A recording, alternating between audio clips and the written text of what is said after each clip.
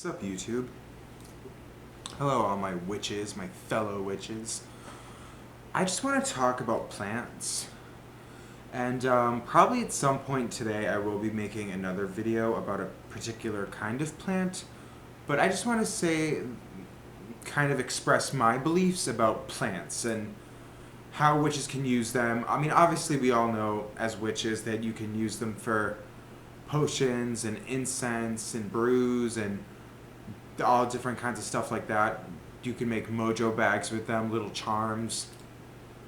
But I think plants kind of are very special. Like, I think a plant is a living being, a spirit. They're all spirits. Like, all these plants behind me, they're all these different kinds of spirits. And, you know, all plants are different. One plant might like a lot of water, and another plant likes hardly any water.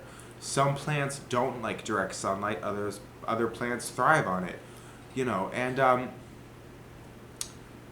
I love having a lot of house plants. I mean, you can't even see just besides the ones behind me. There's a ton over there, a ton over there, a ton over there.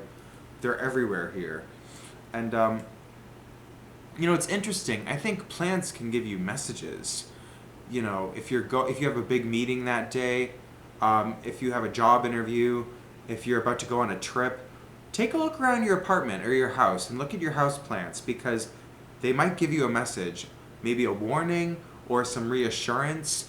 One of your plants can start flowering out of nowhere. It's kind of cool because many times I'll go to the supermarket and I'll buy a plant and I don't even know what kind of plant it is. It doesn't even say it on the plant. You just kind of buy a mystery plant, I guess. You don't even know what it's called. And then one day it might just start going through some kind of change that you weren't expecting because you don't know anything about the plant to begin with, so you don't know if it's going to go through any kind of change at all. I've had plants that start flowering and doing all kinds of weird things that I don't even expect. But it's interesting the timing, like when that happens. It's very interesting. Oh, there go my birds. But you can read into the symbolism of the plant, like whatever change it's going through. Like if it's flowering, what does the flower look like? Is it in the shape of a star? Does it look like the sun? Does it have a nice scent to it? What's the scent? What does the scent stir up in your spirit? What does it make you think of? Plants can give you messages like that. And also, plants give us beautiful air to breathe. And I think also they just kind of love you, and that kind of just puts a whole layer of blessings on you. Like, I think my houseplants love me because I give them a nice home. I love them too, so I love them, so therefore they love me. It's like a give and take. And I just think that they really do bless me in a lot of ways, and they give me a lot of good vibes and good energy. But plants are very special. So I just wanted to make this video and say, if you don't have any houseplants, go pick one up. And it might die, you might have trouble with it, especially if you don't know what it's called, so you can't really look up how to take care of it. But, I would start getting a little collection of plants. And if you don't want to do that, then go out in the woods or take a walk in the park and look at all the beautiful wildlife and just realize that you're looking at living beings. Because, like a crystal is, a quartz crystal, for example, it's just a formation of atoms, or at least so they say. The whole thing about atoms, I don't really buy into that, because I think that it's such like a small-minded way of looking at something very special. But like a lot of doctors, scientists, they'll say that a crystal is a formation of atoms, it's a structure of atoms, but you could say the same thing about a plant. I mean, plants are just structures of atoms. A doctor could say that a crystal is exactly like a plant.